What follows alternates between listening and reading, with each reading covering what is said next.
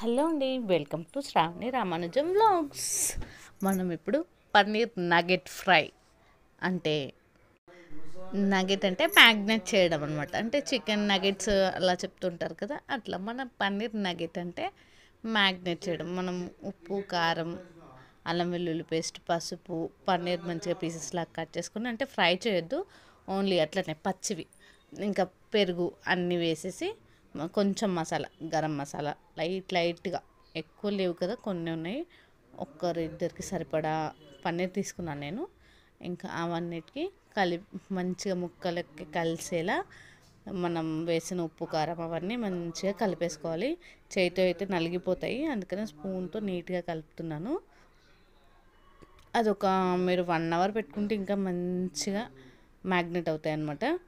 లేదు మీకు టైం లేదంటే అట్లీస్ట్ హాఫ్ అన్ అవర్ అయినా పెట్టాలి.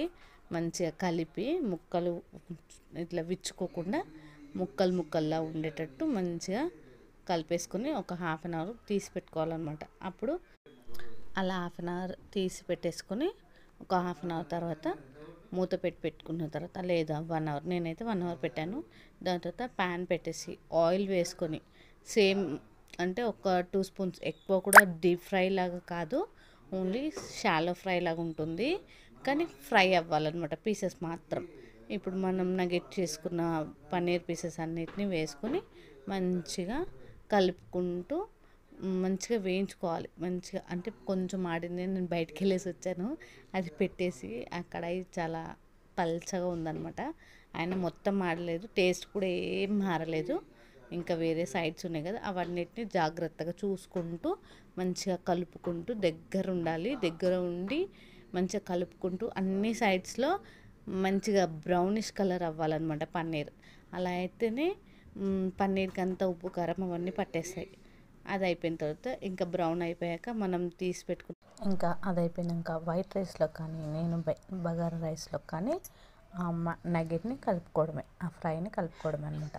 నేనైతే బగారా చేసి పెట్టాను, అందుకని బగారా అన్నంలో కలిపాను. లేదంటే వైట్ రైస్లో కూడా కలుపుకోవచ్చు. లేదు అంటే నైట్ మిగిలిపోయిన అన్నం ఫ్రైడ్ రైస్కి లేదా ఎగ్ రైస్కి చేస్తాం కదా, అలా మనము పన్నీర్ రైస్ కూడా చేసుకోవచ్చు అనమాట. ఎలా ఇష్టం అంటే అలా చేసుకోవచ్చు. ఇంకా మన పన్నీర్ నగెట్ ఫ్రై రెడీ అయిపోయింది. ఇంకా మనం సర్వ్ చేసుకొని తినేయడమే. చాలా అద్భుతంగా ఉంటుంది. మీరు కూడా కంపల్సరీ ట్రై చేసి కామెంట్ చేయండి. Like, share and subscribe to Sravani Ramanujam vlogs. చూడండి, అంత ఫ్రై చేసినా సాఫ్ట్గానే ఉంది, అస్సలు కరకరలాడుతూ ఇట్లా లేదనమాట. పన్నీరు చాలా బాగుంటుంది.